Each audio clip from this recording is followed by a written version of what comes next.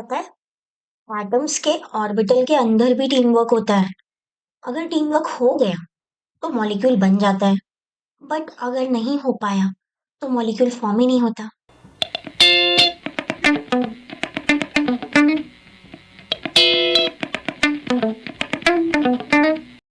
इस वीडियो में हम कवर करेंगे molecular orbital theory. Molecular orbital theory की जरूरत ही क्यों पड़ी? हमने पहले वेस्पर थ्योरी और वीबीटी ये सारी चीजें पढ़ ली हैं। वैलेंस बॉन्ड थ्योरी ने हमें बहुत सी चीजें नहीं बताई, जैसे मैग्नेटिक प्रॉपर्टीज, मतलब मॉलिक्यूल पैरामैग्नेटिक है, डायमैग्नेटिक है, ये हम आगे पढ़ेंगे, वो नहीं बता पाई। बॉन्ड ऑर्डर वेरिएशन, मतलब फ्रैक्शन में बॉन्ड ऑर्डर आ रहा है, क्यों आ रहा है, स्टेबल है नहीं है मॉलिक्यूल, ऐसी सब चीजें नहीं पता चल पा रही थी हमें, राइट? तो मॉलिक्यूलर ऑर्बिटल थ्योरी आई।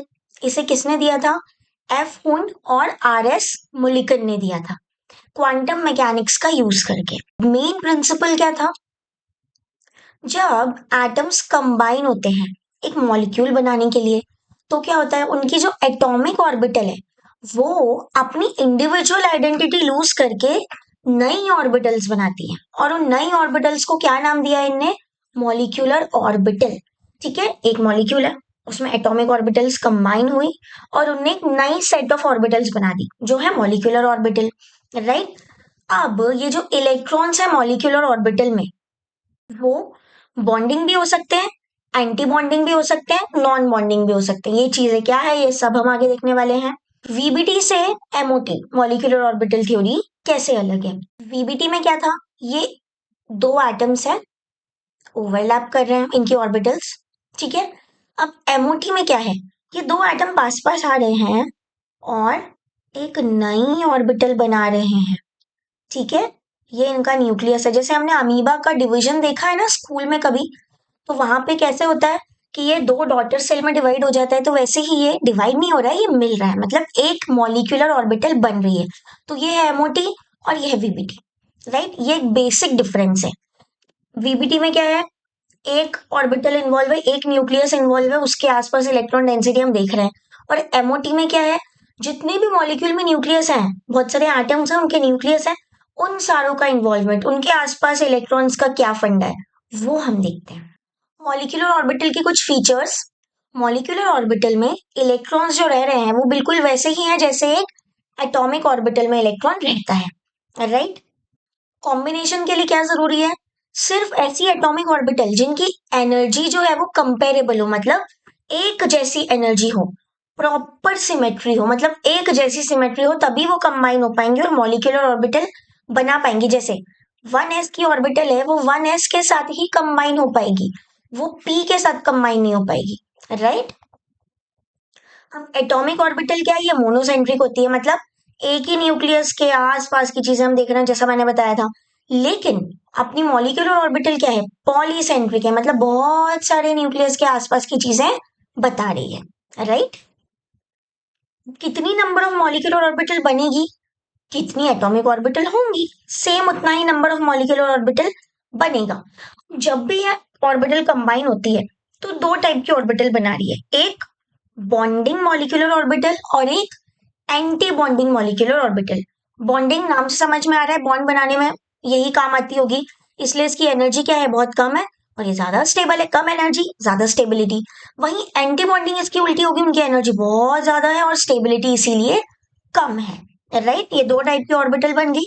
अब बॉन्डिंग मॉलिक्यूलर ऑर्बिटल क्या करती हैं, न्यूक्लियस के बीच में, दो न्यूक्लियस हैं उनके बीच में इलेक्ट्रॉन डेंसिटी को बढ़ा देती है। लेकिन एंटी बॉन्डिंग क्या करती है, इलेक्ट्रॉन डेंसिटी को कम, मतलब ये नोड बना देती है, नोड जैसे कि गठान होती है किसी चीज में, जैसे कि पी ऑर्बिटल है। अब इसमें जो बीच में रहता है ये नोड होता है ना, यहाँ पे इलेक्ट्रॉन डेंसिटी 0 होती है, तो ये नोड को बढ़ा देती है, इसीलिए इसकी स्टेबिलिटी कम होती है, राइट? इलेक्ट्रॉन का जो प्रोबेबिलिटी डिस्ट्रीब्यूशन है, मतलब कहाँ इलेक्ट्रॉन मिलने की सबसे ज्यादा चांसेस हैं एक मॉलिक्यूल में, वो मॉलिक्यूलर ऑर्बिटल बनाई बताएगी। जैसे कि एटम में कौन बताता था, एटॉमिक ऑर्बिटल्स, राइट? मॉलिक्यूल में सेम मॉलिक्यूलर ऑर्बिटल बताएगी। अब तुम कैसे मॉलिक्यूलर ऑर्बिटल में इलेक्ट्रॉन्स को फिल करोगे, हमने पहले तो देख लिया एटॉमिक ऑर्बिटल में कैसे फिल करना है, मॉलिक्यूल में कैसे फिल करोगे, यही तीन सेम प्रिंसिपल जो हमने पहले पढ़े थे, राइट? और वो प्रिंसिपल क्या बोलता है, जो हमने ये वाला टेबल पढ़ा था, ऐसे करके एक डायग्राम है ना, 1s 2s 2p, ऐसे कुछ मतलब एनर्जी लेवल बढ़ते जा रहे हैं। सबसे पहले कम एनर्जी लेवल पे इलेक्ट्रॉन आया, फिर ज्यादा फिर ज्यादा फिर ज्यादा, ऐसे बढ़ते जा रहे हैं, इलेक्ट्रॉन बढ़ता जा रहा है, राइट। पॉलीज एक्सक्लूजन प्रिंसिपल क्या होता है? एक ऑर्बिटल में दो इलेक्ट्रॉन रह सकते हैं, लेकिन ऑपोजिट स्पिन के होना चाहिए, राइट। दो से ज्यादा नहीं रह सकते। हुन्स रूल क्या बोलता है? सबसे पहले अगर तीन ऑर्बिटल है, जैसे पी ऑर्बिटल, तीन शेल तीन घर है उसमें, तो पहले तुम एक एक इलेक्ट्रॉन भर लो, उसके बाद पेयरिंग स्टार्ट करो। मतलब तुम ऐसा नहीं कर सकते कि पहले से यहाँ पे दो भर दिए फिर यहाँ एक फिर एक, ऐसा नहीं। सबसे पहले वन वन वन इलेक्ट्रॉन सारे घरों में भर दो, उसके बाद जो इलेक्ट्रॉन्स बचे हैं उनकी पेयरिंग करवाते जाओ। ये तीन बेसिक रूल जो हम पहले ही ऑलरेडी डिस्कस कर चुके हैं, इनके अकॉर्डिंग मॉलिक्यूलर ऑर्बिटल को भी फिल किया जाता है। अब देखते हैं ये बनती कैसे हैं। तो इसको बोलते हैं linear combination of atomic orbital. Atomic orbital का कॉम्बिनेशन, LCAO, लकाओ भी पढ़ते हैं इसे शॉर्ट फॉर्म में, राइट। इसका सबसे पहला बेसिक प्रिंसिपल क्या है कि एक मैथमेटिकल अप्रोच के थ्रू हम ऑर्बिटल्स को कंबाइन करवाएंगे, एटॉमिक ऑर्बिटल को, राइट, ताकि मॉलिक्यूलर ऑर्बिटल बन पाए। अब देखो, इलेक्ट्रॉन को हमने कैसे माना है? वेव की तरह, ठीक है। तो वेव कैसे चलती है? ऐसे चलती है। तो वेव का जो वेव फंक्शन होता है उसे हम किससे डिनोट करते हैं? साई से डिनोट करते हैं, साई, राइट। अगर ऑर्बिटल्स ऐसे मिल रही हैं कि जो वेव फंक्शन है वो ऐड हो रहा है, तो बीच में प्लस साइन आएगा। और अगर ऐसे मिल रही है कि वेव फंक्शन ऑपोजिट है, एक ऊपर क्रस्ट है तो दूसरी नीचे है ना, तो क्या होगा? माइनस साइन लग जाएगा। तो हम इन शॉर्ट कैसे दिखाते हैं? साई एम मॉलिक्यूलर ऑर्बिटल का wave function is equal to psi A plus minus psi B. Plus हम बॉन्डिंग ऑर्बिटल के लिए दिखाते हैं, माइनस एंटी बॉन्डिंग के लिए दिखाते हैं। कैसे? अभी और आगे अच्छे से समझ में आएगा, राइट। कंस्ट्रक्टिव इंटरफेरेंस हो रहा है, मतलब ये एक वेव है, ठीक है। इसको हम अपना प्रिंसिपल वेव ए मान लेते हैं। अब दो वेव्स जा रही हैं इसके पास से, जो कंबाइन होने आ रही हैं इससे। एक तो ऐसी है और एक दूसरी वेव कैसी है? ऐसी है, राइट। ये इसको नाम दे दिया 1 एंड 2। अब अगर ए और 1 मिल रही हैं, तुम्हें एक जैसा पैटर्न दिख रहा है ना, एक जैसा, तो ये क्या हुआ? कंस्ट्रक्टिव इंटरफेरेंस हुआ। इसीलिए प्लस आ गया। साई ए इसका wave function, plus psi B, इसको अभी हमने 1 नाम दिया है, पर ये बी वेव है, इसका वेव फंक्शन। ये दोनों ऐड होके हमें सिग्मा ऑर्बिटल दे दिया, ठीक है। उसके बाद अगर सब्ट्रैक्ट होगा, डिस्ट्रक्टिव मतलब ये ए का एडिशन करवाओ तुम 2 के साथ, तो एक ऊपर है एक ये नीचे है, दोनों माइनस हो गए, तो ये डिस्ट्रक्टिव इंटरफेरेंस। अब यहाँ पे क्या हो जाएगा? माइनस हो जाएगा। मतलब ये जो ऑर्बिटल बनी है प्लस होके, ये हो गई तुम्हारी बॉन्डिंग, ठीक है। और ये जो बनी है माइनस होके, ये हो गई एंटी बॉन्डिंग। एंटी बॉन्डिंग के आगे हम एस्ट्रिक लगाते हैं, ये है सिग्मा, ये है सिग्मा स्टार, ठीक है। इतनी चीज क्लियर हुई। अब नंबर ऑफ मॉलिक्यूलर ऑर्बिटल्स कितनी बनेंगी? भाई उतनी ही बनेंगी जितनी एटॉमिक ऑर्बिटल होंगी। ये बिल्कुल पुराना जो हमने वीबीटी में पढ़ा था, बिल्कुल वैसा ही फंडा है, राइट। लेकिन हर मॉलिक्यूलर ऑर्बिटल मतलब एक बॉन्डिंग बनेगी तो एक एंटी बॉन्डिंग बनेगी। तुम्हारी ये वेव्स ऐड हुई हैं तो दो ऑर्बिटल बनी, और क्या हुआ? एक तुम्हारी बॉन्डिंग बनी जहां पे बॉन्डिंग हो सकती है, और दूसरी क्या बनी? एंटी बॉन्डिंग, जहां पे बॉन्डिंग नहीं होगी। बहुत बहुत बहुत हाई लेवल पे होती है वो ऑर्बिटल्स। कैसे? हम डायग्राम में देखेंगे। देखो, साई ए साई बी, ये दो मिले ऑर्बिटल्स, ठीक है। ये एटॉमिक ऑर्बिटल है, इसमें एक इलेक्ट्रॉन है, इसमें एक इलेक्ट्रॉन है, दोनों में एक एक इलेक्ट्रॉन है, दोनों का कॉम्बिनेशन हुआ। अब देखो, सबसे पहले यहाँ पे आके दो इलेक्ट्रॉन्स फिल हो गए, psi is equal to sorry sigma is equal to psi A plus psi B.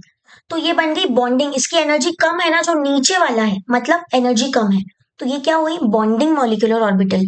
But अब ये जो डिस्टेंस देखो तुम, यहां से यहाँ का और यहां से यहाँ का, क्या ये एक जैसा है? नहीं। क्यों? क्योंकि एंटी बॉन्डिंग की एनर्जी बहुत ज्यादा होती है, ठीक है, इसीलिए थोड़ा सा और ऊपर है।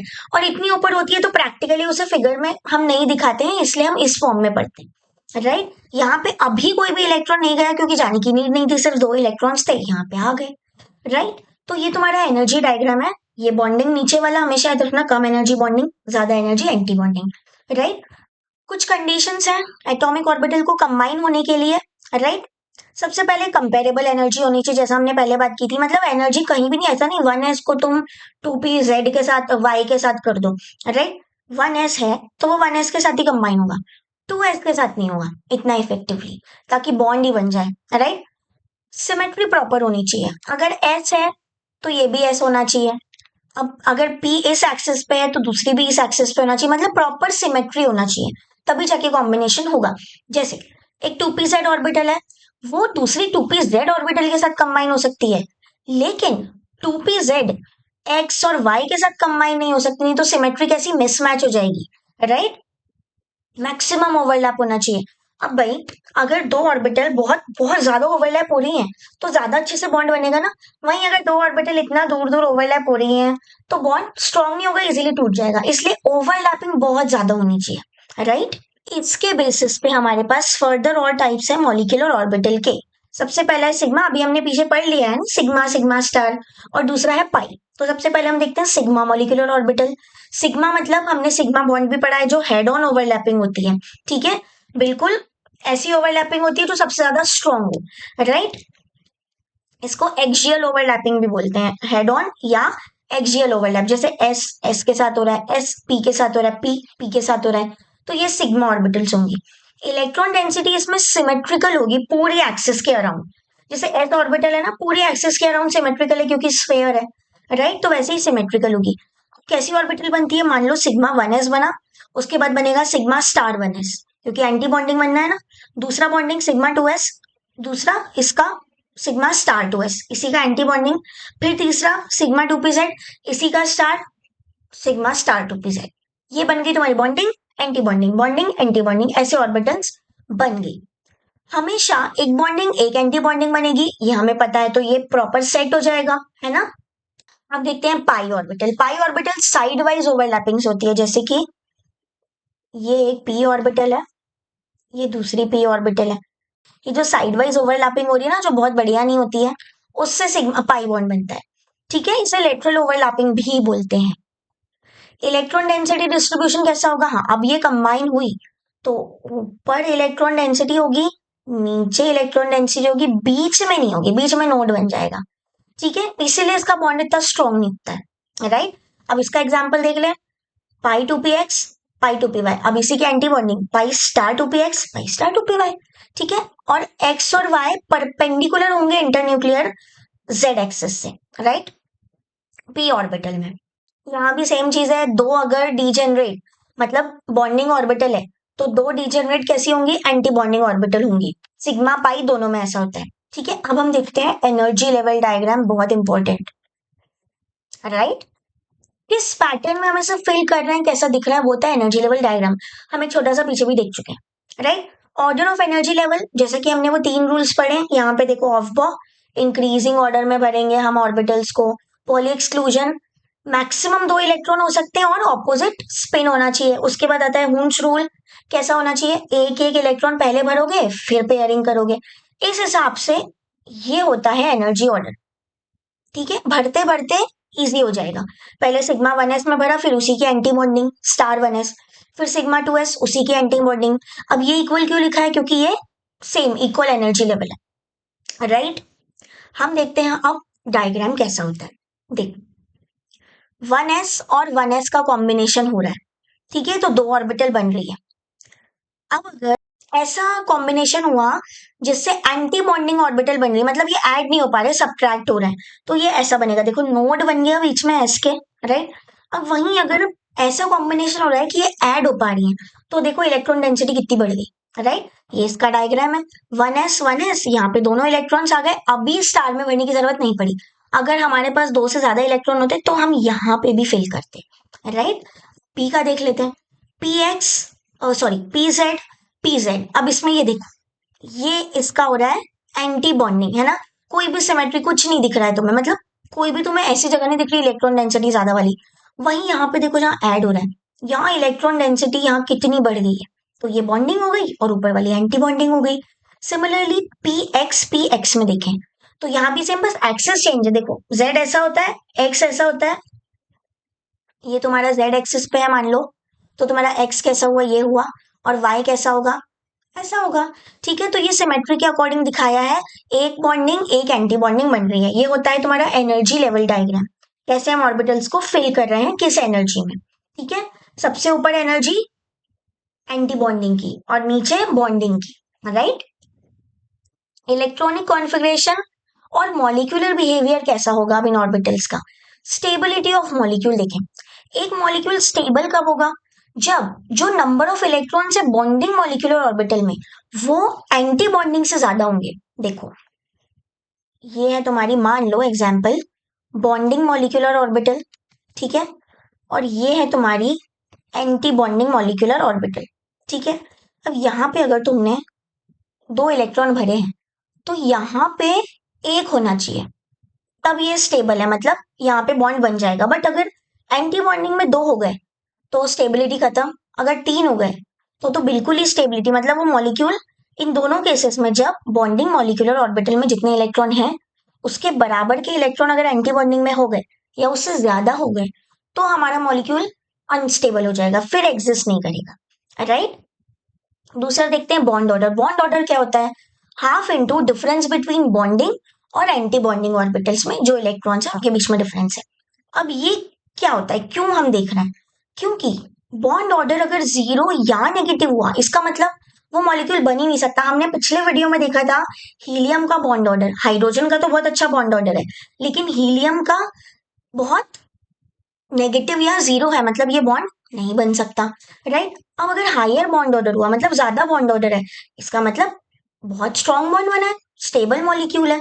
अगर फ्रैक्शनल बॉन्ड ऑर्डर है तो वो भी पॉसिबल है, जो वीबीटी नहीं बता पाई थी, राइट। ऑक्सीजन आयन के लिए फ्रैक्शनल बॉन्ड ऑर्डर क्यों हो रहा है, हाफ या फ्रैक्शन के फॉर्म में, ये यहाँ हमें पता चल गया कि हाँ ऐसा होता है और वो मॉलिक्यूल बन सकता है, राइट। नेचर ऑफ बॉन्ड, अगर बॉन्ड ऑर्डर 1 है तो सिंगल बॉन्ड, 2 है तो डबल बॉन्ड, 3 है तो triple bond, right. Bond length inversely proportional होती है बॉन्ड ऑर्डर के, मतलब अगर तुम्हारे पास ट्रिपल बॉन्ड है तो बॉन्ड लेंथ बहुत छोटी होगी, डबल बॉन्ड है तो थोड़ी सी बड़ी, सिंगल है तो बॉन्ड लेंथ थोड़ी सी ज्यादा बड़ी होगी, राइट। मैग्नेटिक नेचर, ये जो हमें एमओटी ने समझाया है, वीबीटी ने नहीं समझाया।